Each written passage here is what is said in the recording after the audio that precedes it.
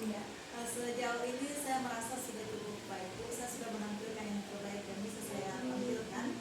Namun ya jelas ya pasti masih ada kekurangan dan itu mungkin tugas Ibu untuk melihat itu.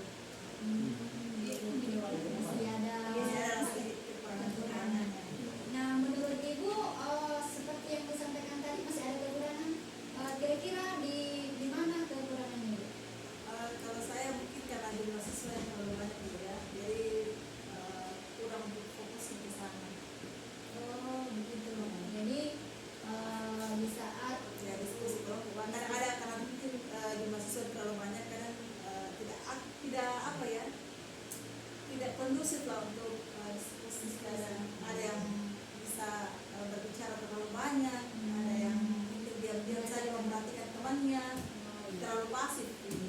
jadi kendala yang kadang Ibu alami ketika dalam diskusi masih ada saja peserta didik yang tidak aktif, yang kurang aktif, yang mungkin disebabkan karena dalam pembagian kelompok Ibu itu terlalu banyak ya, sehingga ada saja siswa yang hanya mengandalkan temannya untuk bekerja.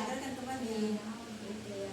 Nah, kalau begitu kira-kira menurut Ibu apa langkah atau tindakan Ibu untuk mengantisipasi daripada hambatan yang Ibu alami ini? Baik, jadi yang bisa saya lakukan untuk mengantisipasinya adalah saya membentuk kelompok belajar itu berdasarkan gaya belajarnya. Jadi yang punya gaya belajar auditori, saya kelompokkan mereka, dan begitu juga yang visual ya. Jadi saya kelompokkan berdasarkan gaya belajar dengan harapan semua mereka, jika mereka satu kelompok dengan sesama teman yang punya gaya belajar, mereka bisa saling berbagi bahwa cara belajar mereka supaya bisa cepat paham. Nah itu seperti ini.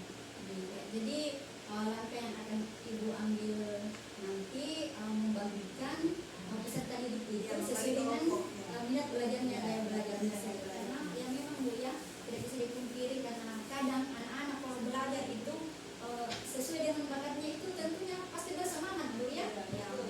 Jadi Ibu akan mengelompokkan dari kelompok audio, kreatif dan sebagainya sesuai dengan minat siswa. Baik Ibu, kira-kira kapan ini rencana Ibu akan direalisasikan?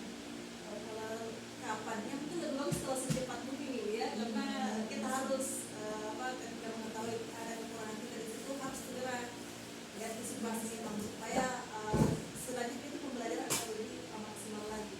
Luar biasa. Semoga apa yang Ibu rencanakan ini secepatnya bisa direalisasikan sehingga proses belajar mengajar di kelas nantinya bisa lebih efektif, bisa lebih semangat dan bisa lebih baik lagi.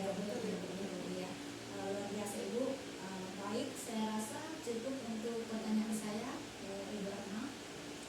Baiklah, selanjutnya saya akan mempersilahkan kepada Bapak pengajar praktik untuk memberikan umpan balik atau tanggapan mungkin terkait dengan proses pasca observasi dahulu.